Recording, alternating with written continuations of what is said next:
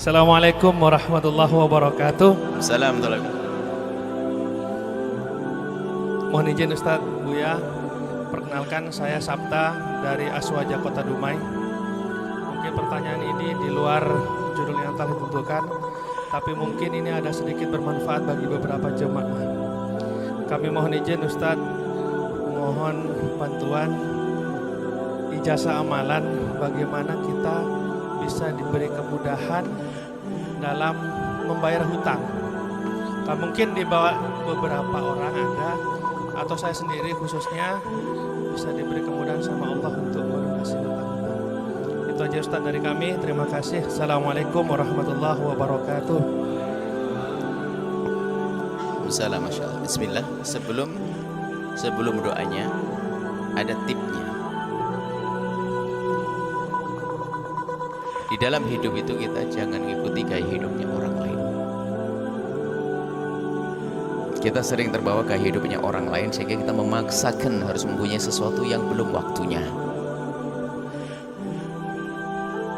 Akhirnya kita ngutang atau kredit.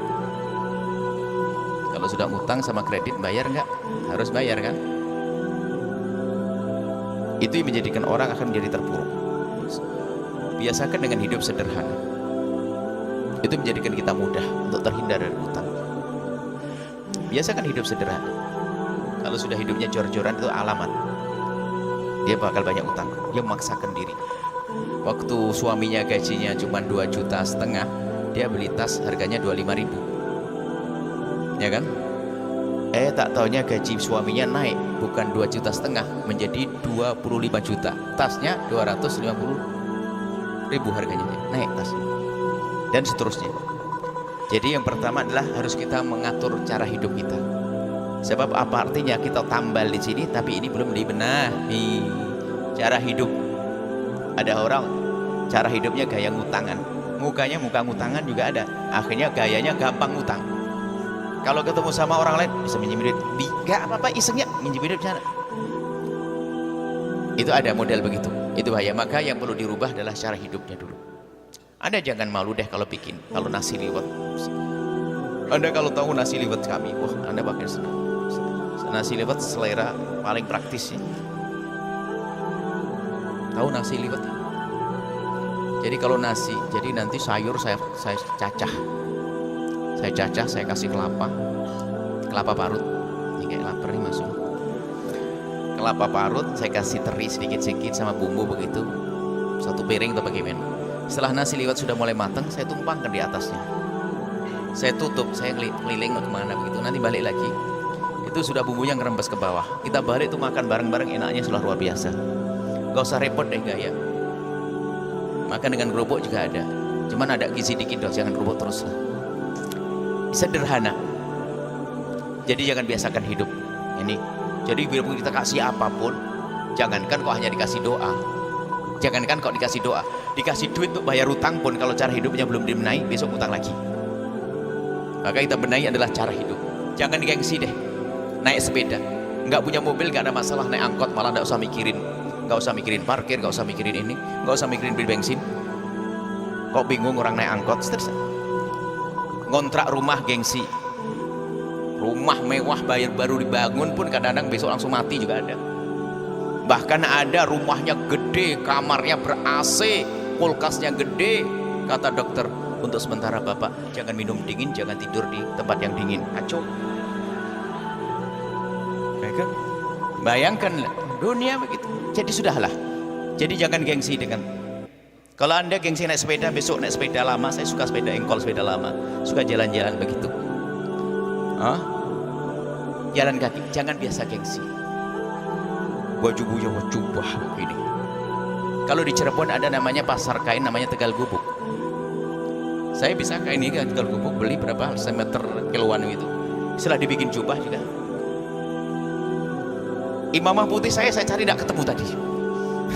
Akhirnya saya pakai hitam ini. Ini kalau beli, cuman di sini ada. Ini paling harganya 15.000, 20.000. Ya ada. Bawa ke sini 25 lah. naik dikit, naik kapal. Artinya biasa saja, tidak usah kita dengan gaya hidup. Itu yang pertama, yang paling penting, dan semua kami himbau untuk seperti itu. Sebab kalau sudah ngutang, itu setan berbondong-bondong datang. Kalau kita sudah banyak utang, setan bondong-bondong datang. Bisiki.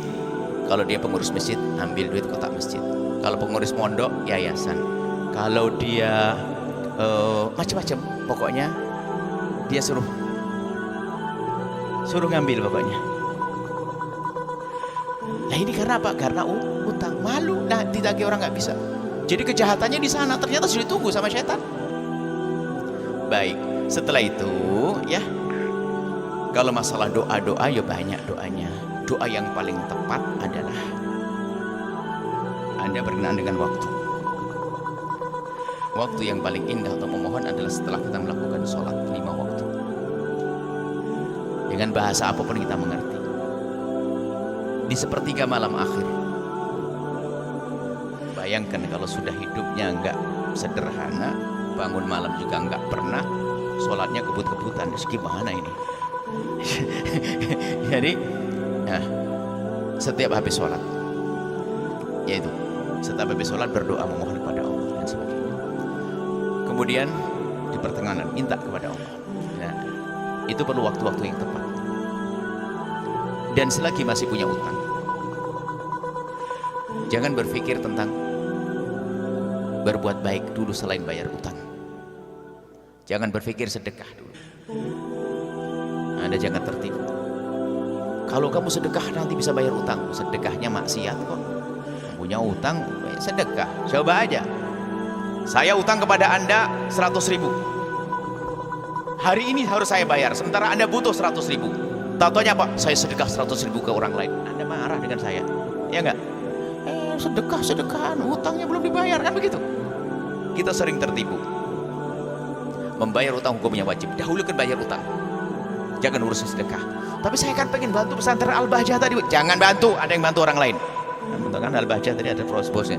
Enggak, saya tidak perlu dibantu. Anda urusi diri Anda sendiri biar Anda bebas dari utang.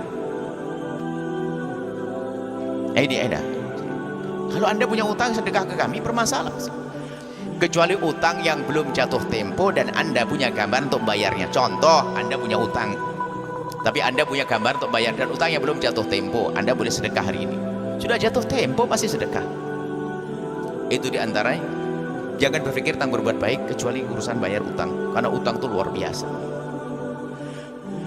Matul ghani dzulmun, orang menunda-nunda membayar utang bagi yang mampu adalah kezaliman. Semoga Allah menjauhkan dari utang. Utang itu di siang hari gelisah, di malam hari gak bisa tidur. Tapi dia bisa tidur buya, keterlaluan dia. Tidak tahu diri dia. Baik. Kemudian ada doa dari baginda Nabi SAW untuk bayar utang adalah Allahumma kfina bihalalika an haramik wa aghnina bi fadlika amman siwak. Perbanyak doa itu.